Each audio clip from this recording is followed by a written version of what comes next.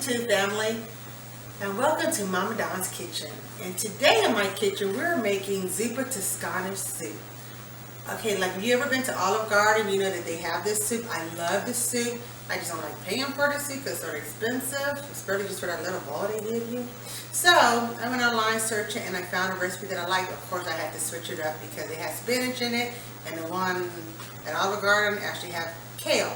So for this recipe, and I will put the link in the bottom, you guys, will be kale. I bought this because they were out of the bunch of kale, so I just got this from Walmart. We'll be using Italian sausage, red pepper flakes,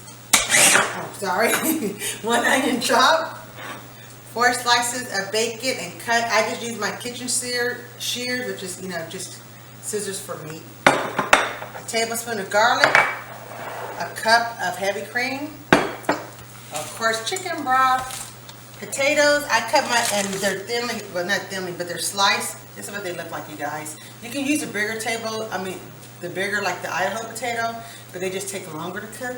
And these are pretty tasty. And actually, this is not in the recipe, but this is what I use. Vegeta, really good. Y'all use it in all my stuff. My father-in-law be bringing it to me, y'all. Love the man. Anyway, to get started, we're going to go ahead and cook up the Italian sausage. You can just buy the one in the package. I just got the one from the butcher because there's this place here where we live out called Harder House. Love that place, y'all. Love it. Love it, love, love it. Anyway, but then we put the red pepper flakes, and this is a pound of Italian sausage, in case I didn't tell you guys. So we're going to go ahead, turn on my pot light, and cook this until the meat is done. Okay, you guys, you see the meat is cooked. There's no pink. And what we're going to do is, usually you're supposed to drain this and then put the meat in the thing, but see, there's already no oil here because I used the fresh, the one from the butcher.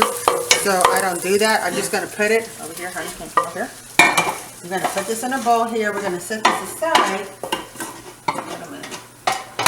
For me personally, I prefer to have, if there's oil in here, keep the oil because of the flavor. Because when I add it all back together, I'm going to have all those flavors melding together into some deliciousness.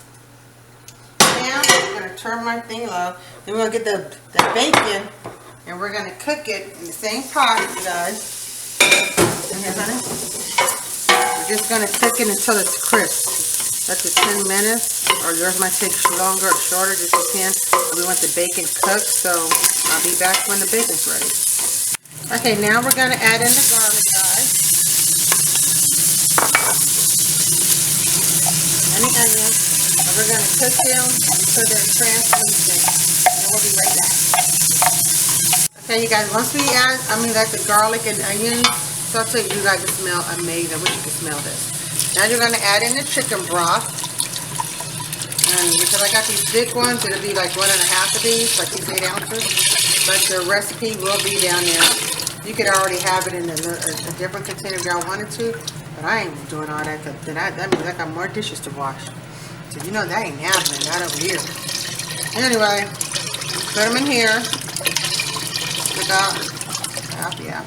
Then we're going to let it boil. And then when it boils, we'll add our potatoes. Okay, and then we'll be right back after the potatoes are almost done. Okay, you guys, so my potatoes been in for about 20 minutes, and they're pretty done. So what I'm going to do now, if you're going to follow the original recipe, they would tell you to add in the Italian sausage and the whipping cream now, and then the spinach last, because the spinach don't take that long to cook. But I'm using kale, and kale is tougher, so it's and it will take longer to cook. So I always put the kale first. And if you got the bunch kale, you need to chop it up. And just about 1/4 of kale. I like kale, so I always put just a little bit more. As you can see, that's about 2 handfuls here. I'm going to cook this. I'm going to add a little bit more. If you don't like kale, don't be adding this much. But anyway, so I'm going to cook this for about another 10 minutes or so. Maybe after it gets to 5, then I will add my Italian sausage to it.